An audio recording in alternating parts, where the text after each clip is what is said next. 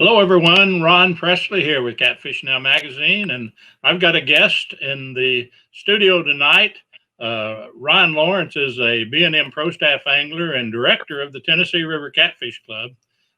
Ryan has a tip for us this evening about floats and using floats when anchored. Hi, Ryan.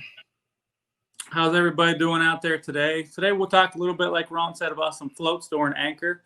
I know some people use them while dragging or drifting or however you want to call it, but I love to use them on anchor.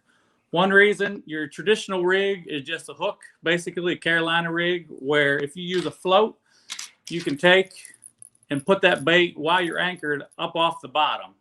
What does that do?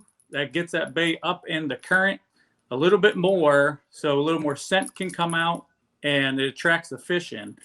You know, just using, you can put little rattles on the end of them to help as it's vibrating, as you can see that.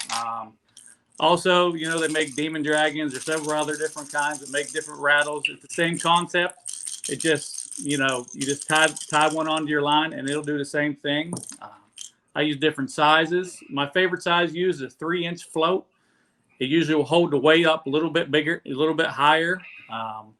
Sometimes the fish are a little finicky and they're closer to the bottom, where all you have to do is take and slide your float down farther, closer to your swivel.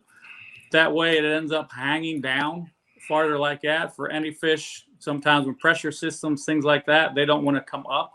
They want it to be right in front of their face, which will help them that way. It'll help keep your hook out of structure. Sometimes when you throw it out there, your hook will go right into a tree or something like that if it's right on the bottom, where now it's going to be lifted up.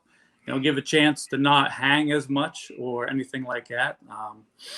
I use, you know, another thing you can use whenever fish are tough to bite is a smaller float. Here I got a 1.5, 2-inch float. This is really small.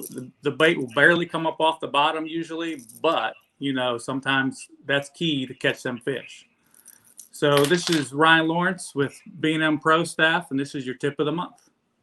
Great tips, Ryan. Thank you. Thanks, everybody, for watching.